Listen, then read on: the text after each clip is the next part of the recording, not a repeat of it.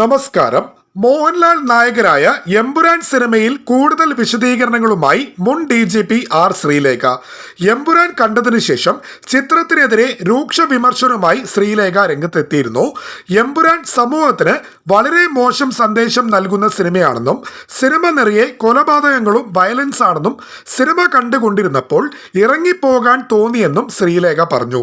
കേരളത്തിലെ BJP അല്ലെങ്കിൽ കാവി കേരളത്തിനകത്ത് കടക്കാൻ പാടില്ല, കടന്നു കഴിഞ്ഞാൽ കേരളം നശിക്കും എന്ന രീതിയിൽ കാണിക്കുന്ന കുറേയധികം ചുറ്റുപാടുകൾ സിനിമയിൽ വരുന്നുണ്ടെന്നും ശ്രീലേഖ പറഞ്ഞു.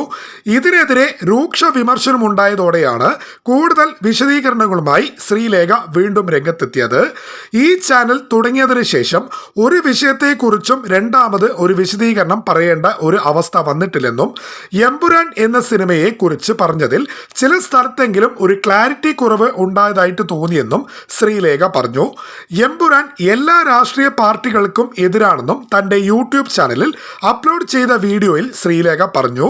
എമ്പുരാൻ സിനിമ അത്ര വലിയ മഹത്തരമായിട്ടുള്ള സിനിമയൊന്നുമല്ല. അതിന് ഞാൻ ആവശ്യമില്ലാതെ ഒരു ഹൈപ്പ് ഞാനും കൂടെ ചേർന്ന് കൊടുക്കേണ്ട ഒരു കാര്യവുമില്ല. ആ സിനിമ പൊതുവെ രാജ്യത്തിനും എല്ലാ രാഷ്ട്രീയ പാർട്ടിക്കും എതിരാണ്.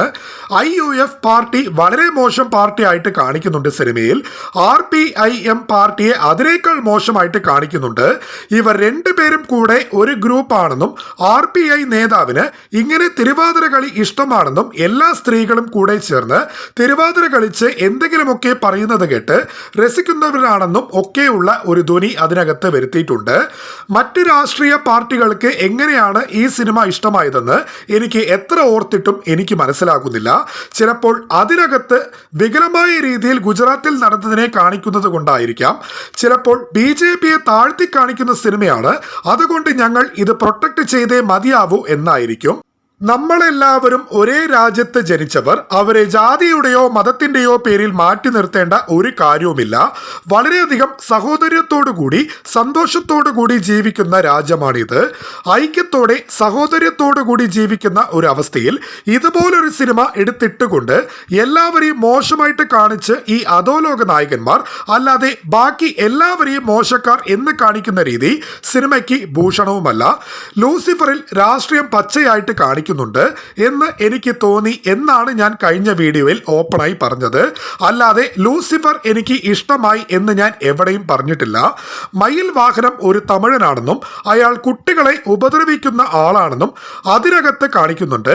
ഒരു കമ്മീഷണറെ കൊന്നിട്ട് അയാൾ ജയിലിലൊന്നും പോയില്ലേ, അയാൾ ഇപ്പോഴും പുറത്ത് എങ്ങനെ കറങ്ങി നടക്കുവാണോ, അതിന് കേസ് ഇല്ലേ എന്ന് ആരെങ്കിലും ഒന്ന് ആലോചിച്ചു നോക്കിയിട്ടുണ്ടോ? എമ്പുരാൻ സിനിമ വരുമ്പോഴും അവൻ അവിടെ തന്നെയുണ്ട്. അവന്റെ ഇപ്പോഴത്തെ ജോലി എന്താണ്? ഖുറേഷി അബ്രാം പ്രവർത്തനമായിട്ട് ഇങ്ങനെ പര്യടനം നടത്തുകയാണ്.